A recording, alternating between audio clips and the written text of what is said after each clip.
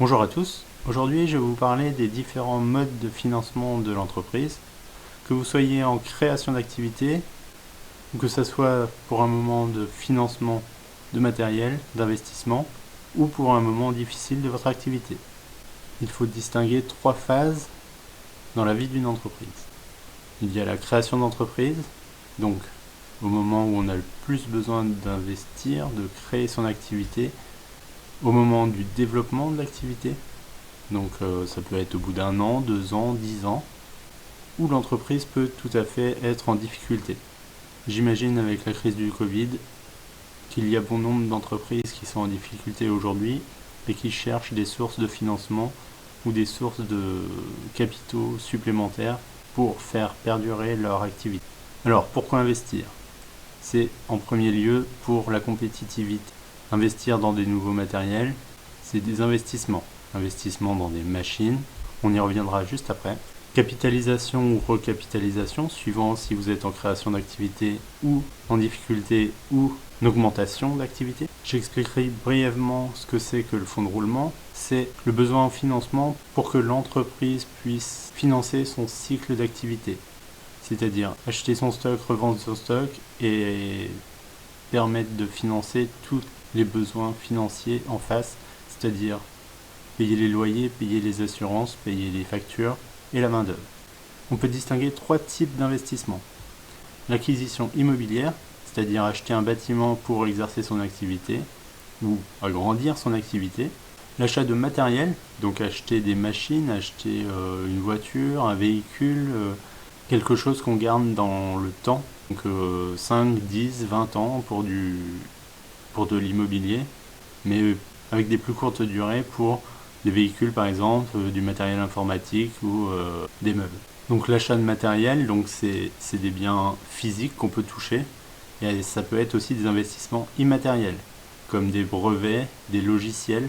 En tant que particulier, on connaît des petits logiciels comme Windows ou le Pack Office, mais dans le milieu industriel, il y a des logiciels de traitement de l'image qui coûtent jusqu'à des centaines voire des milliers d'euros, ou des suites logicielles pour gérer la comptabilité qui peuvent coûter un certain nombre d'euros.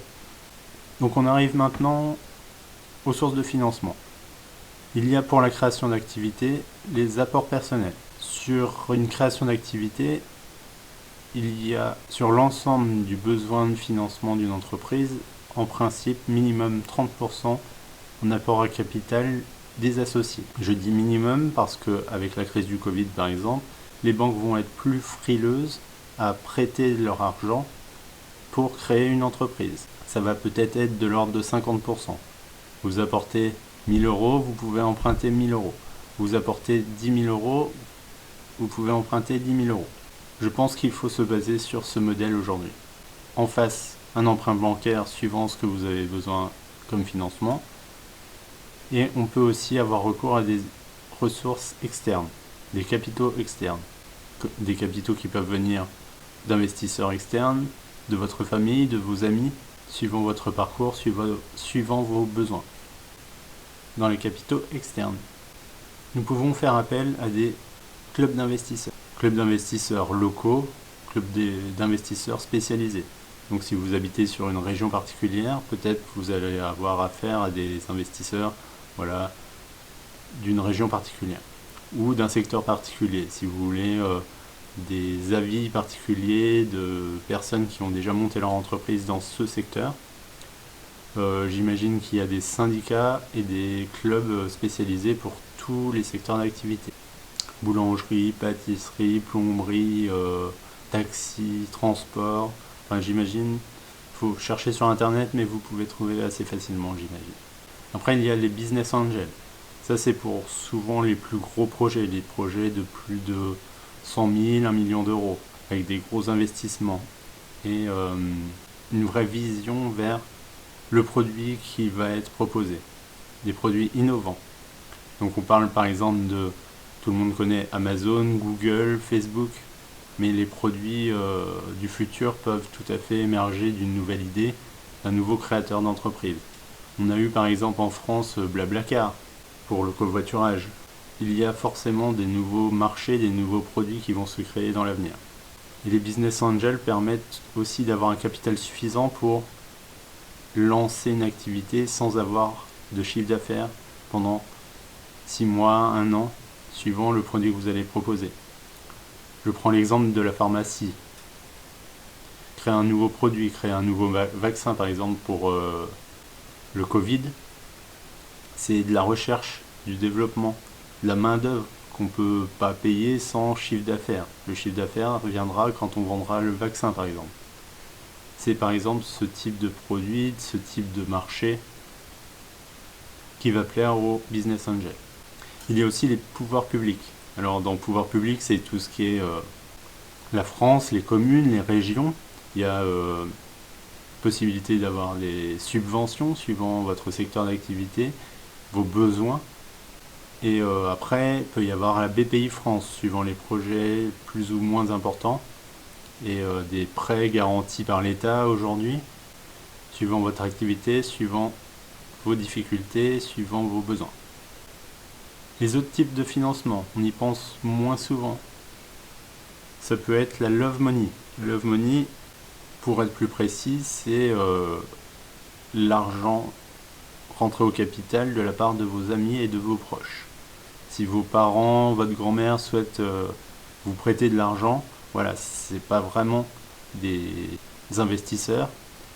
Ils n'attendent rien en retour, ils veulent que vous réussissiez dans votre aventure entrepreneuriale et en échange de quelques euros, quelques centaines d'euros, quelques milliers d'euros, suivant votre famille et vos amis.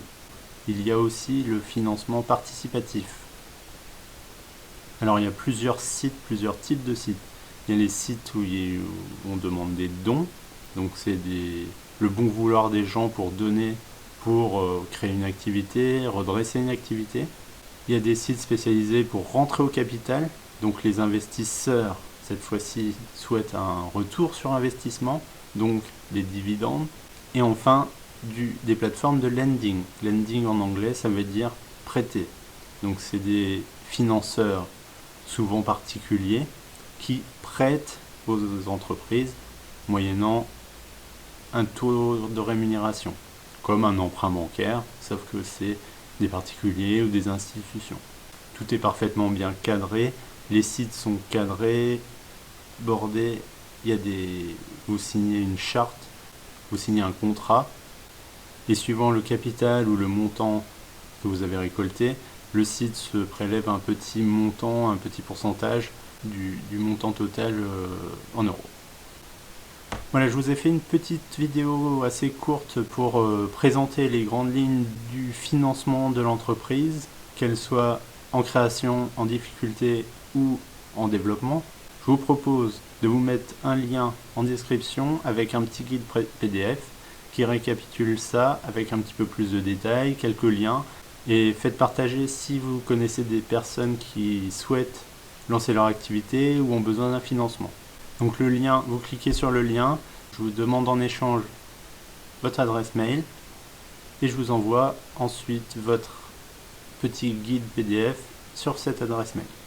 Merci à vous. Si vous connaissez des personnes intéressées par ce type de financement, par ce type de besoin, partagez, mettez-moi un petit pouce bleu et à bientôt pour de prochaines vidéos. Ciao!